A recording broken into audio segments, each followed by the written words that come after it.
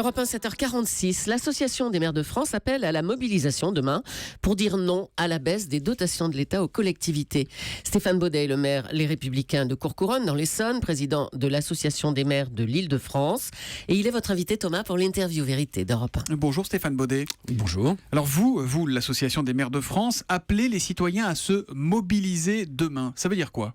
Ça veut dire qu'après avoir expliqué au gouvernement depuis des mois combien la baisse de dotation accélérée entre 2015 et 2017 mettait nos collectivités en difficulté, et parce que les habitants nous invitent, l'ensemble de la classe politique, à faire des économies, il nous est apparu important d'aller aussi leur expliquer ce qu'était le service public municipal et ce que ça allait engendrer, ces baisses de dotation qui vont aller de 30 à 60% en fonction des communes. En même temps, on ne peut pas dire il faut faire 50 milliards d'économies d'ici 2017, ce sur quoi tout le monde semble à peu près d'accord. Certains disent même que c'est pas assez, et continuer à dépenser sans compter.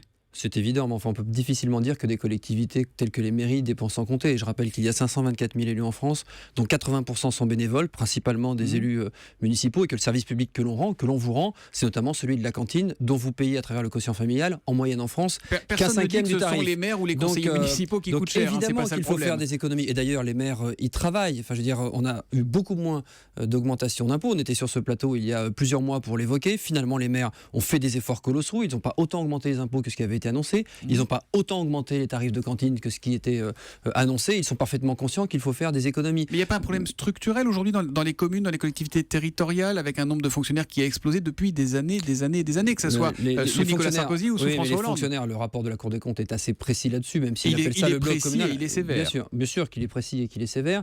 Il évoque l'augmentation du personnel dans le bloc communal. Le bloc communal, il faut le redire aux Français, ce ne sont pas les communes, ce sont les communes et l'intercommunalité. L'intercommunalité a été créée avec la loi Chevènement en 1999, et ce que pointe le rapport de la Cour des comptes, c'est l'augmentation des fonctionnaires depuis 2000. Ce ne sont pas dans les communes, ce sont dans les intercommunalités. Je crois qu'il faut le rappeler. Donc pour vous, il n'y a pas de problème de mauvaise gestion des villes ? Si, sans doute. Il y a des bons maires et des mauvais maires, comme il y a des bons chefs d'entreprise et de mauvais chefs d'entreprise. Mais en même temps, les maires ont fait énormément d'efforts. Enfin, je veux dire, dans une commune comme la mienne, il y a 20% d'emplois temps plein en moins en 5 ans, ce qui est un effort colossal, parce que je rappelle quand même que dans l'intervalle, l'État nous a renvoyé des responsabilités supplémentaires. Je pense notamment à la réforme des rythmes scolaires. Ce sont quand même des tas d'agents en plus et des coûts sur lesquels nous n'avons pas été compensés. Je pense à toutes ces petites communes. Est-ce que ça veut dire que l'État se lave les mains sur les communes aujourd'hui ? Est-ce que c'est ça la vérité ? Clairement oui. Nous représentons les collectivités sur les 2100 milliards de dette de l'État, à peine 9% de la dette. L'effort qui nous est demandé dans la réponse du pacte de responsabilité de Manuel Valls, c'est 25% d'effort. On fait l'effort à la place de l'État. L'État nous renvoie la responsabilité ou de couper des services publics locaux ou d'augmenter les impôts à sa place. Et évidemment, c'est pas normal. L'État vous aide aussi à investir. Fin août, je regarde là, 1 milliard pour soutenir les projets d'investissement pour les collectivités. Écoutez, moi je ne les ai pas vus. Ce que je sais, c'est qu'il y a 12% d'investissement en moins des collectivités l'année dernière, ce qui fait 30 000 emplois dans le BTP en moins, parce que nous n'avons plus les moyens d'investir. Et moi, quand je regarde des projets sur ma commune qui se décalent d'un an, de 2 ans, voire ceux qu'on ne va pas finalement pouvoir mener à terme, je me dis que ce milliard, pour l'instant, je ne l'ai pas encore vu.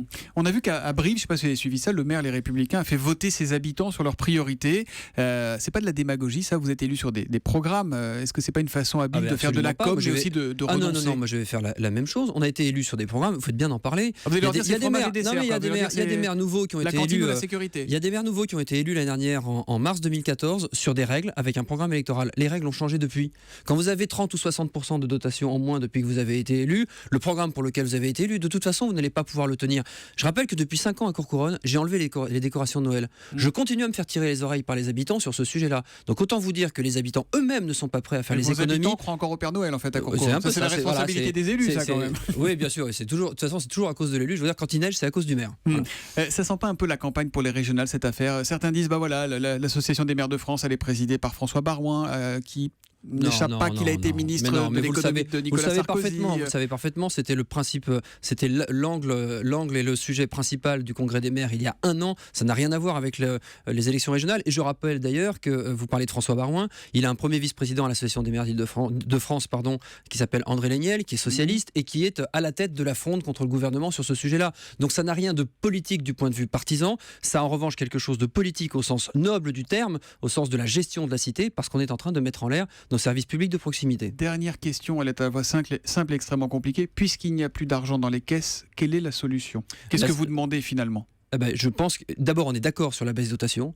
mais beaucoup moins forte et beaucoup moins vite. Et après, nous aurons, nous, la responsabilité maire de nous réorganiser. Ça veut dire peut-être regrouper certaines communes, ça veut dire aussi peut-être expliquer aux habitants que dans une époque du numérique comme la nôtre, une mairie ouverte du lundi matin 8h jusqu'au samedi midi, c'est peut-être terminé et que peut-être il va falloir qu'on revoie complètement notre mode de gouvernance. Mais ça aussi, sans démagogie et sans populisme, ça nécessite un débat avec les habitants. Merci beaucoup Stéphane Baudet d'être venu en direct sur Europe 1 ce matin. Je rappelle que vous êtes à la fois le maire Les Républicains de Courcouronnes et le président de l'association des maires de l'Île-de-France. Merci, bonne journée. Merci.